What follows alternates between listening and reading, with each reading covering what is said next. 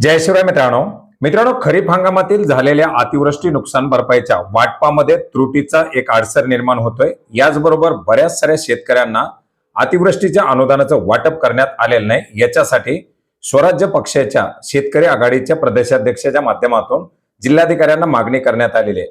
याच्या संदर्भातील एक महत्त्वाचं अपडेट या व्हिडिओच्या माध्यमातून जाणून घेण्याचा प्रयत्न करणार आहोत। मित्रांनो, गेल्या 2-3 दिवसापासून शेतकऱ्यांना अतिवृष्टीच्या अनुदान वाटपाची प्रक्रिया सुरू करण्यात आलेली होती। याच्यामध्ये बऱ्याच साऱ्या शेतकऱ्यांना अनुदान वितरण करण्यात आलं, परंतु बऱ्याच साऱ्या शेतकऱ्यांचं अनुदान अद्याप त्यांच्या खात्यामध्ये आलेलं नाही। याच्यासाठीच्या तक्रारी या प्रशासनाला प्राप्त होत आहेत आणि या अनुषंगाने काही माहिती घेतल्यानंतर याच्यामध्ये बऱ्याच साऱ्या त्रुटी दिसून येत आहेत। याच्यामध्ये पहिला जो महत्त्वाचा असा विषय तो म्हणजे शेतकऱ्यांच्या केवायसीचा। बरेच सारे शेतकरी केवायसीच्या यादीत येऊन सुद्धा शेतकऱ्यांच्या माध्यमातून केवायसी करण्यात आलेली नाही। ज्या शेतकऱ्यांच्या माध्यमातून केवायसी करण्यात आलेली आहे परंतु त्या शेतकऱ्यांना अनुदानाचं वितरण नाही, अशा शेतकऱ्यांमध्ये जी काही शेतकऱ्यांची खाती दिलेली आहेत अशा खात्याला बँकेची केवायसी न झाल्याचं एक मोठं कारण समोर आलेलं आहे। बँकेमध्ये रिकेवायसी न केल्यामुळे बरेच सारी खाती ही व्यवहारासाठी बंद करण्यात येतात, ती फ्रीज केली जातात आणि जर खातं फ्रीज असेल तर त्या खात्यामध्ये पुढे व्यवहार करणं शक्य होत नाही। अशाच प्रकारे या डीबीटीचं अनुदान त्या खात्यामध्ये वितरण करत असताना खाते फ्रीज असल्याचं कारण सुद्धा समोर आलेलं आहे। त्याच्यामुळे आपण आधार संलग्न जे केलेलं खातं आहे ते व्यवहारात आहे का ते एकदा तपासून पाहण्याचा प्रयत्न करा। फार्मर आयडीच्या माध्यमातून वितरण होत असताना सुद्धा बऱ्याच सारे खाते केवायसी न झाल्यामुळे बँकांकडे होल्ड आहेत, अशा खात्यामध्ये सुद्धा अनुदान वितरण करण्याच्या प्रक्रिया या वारंवार फेल होत आहेत।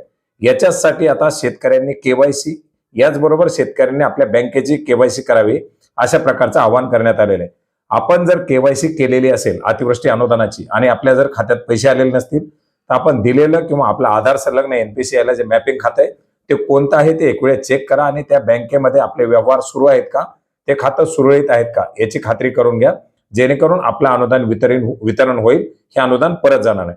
मित्रांनो, याचबरोबर आपण जर पाहिलं तर सर्व काही सुरळीत असताना सुद्धा बऱ्याच साऱ्या जिल्ह्यामध्ये शेतकऱ्यांचं मंजूर असलेलं रबी अनुदान किंवा वेगवेगळ्या फळबागांचं असेल किंवा इतर काही अनुषंगिक अनुदान मंजूर केलेलं आहे ते वितरण करण्यामध्ये कुठेतरी प्रशासनाच्या माध्यमातून डिलेपणा दाखवण्यात आलेला आहे। याच पार्श्वभूमीवर अकोला जिल्ह्यामध्ये सुद्धा अनुदानाच्या प्रतीक्षेत असलेल्या शेतकऱ्यांची संख्या मोठी आहे आणि याच्यासाठी स्वराज्य पक्षाचे शेतकरी संघटनेचे प्रदेशाध्यक्ष प्रशांत डिक्कर यांच्या माध्यमातून जिल्हाधिकाऱ्यांना 29 जानेवारी 2026 रोजी एक पत्र लिहून हे अनुदान तात्काळ वितरित करण्यात यावं अशा प्रकारची मागणी केलेली आहे। मित्रांनो, प्रशांत डिक्कर यांच्या माध्यमातून शेतकऱ्यांच्या पीक विम्यासाठी किंवा अशा प्रकारच्या अनुदानासाठी वेळोवेळी लढा उभारलेला आहे आणि त्यांच्या माध्यमातून केलेली मागणी जिल्हाधिकारी नक्कीच एक गांभीर्याने घेतील आणि या जिल्ह्यामध्ये सुद्धा प्रतीक्षेत असलेल्या शेतकऱ्यांना त्या अनुदानाचं वितरण होईल अशी एक अपेक्षा करूया।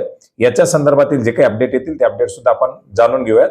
तत्पूर्वी अतिवृष्टी अनुदानाचं वितरण होत असताना येणाऱ्या त्रुटीमध्ये तुम्ही देखील असू शकतात आणि ही त्रुटी दूर करण्याचा प्रयत्न करून घ्या। धन्यवाद।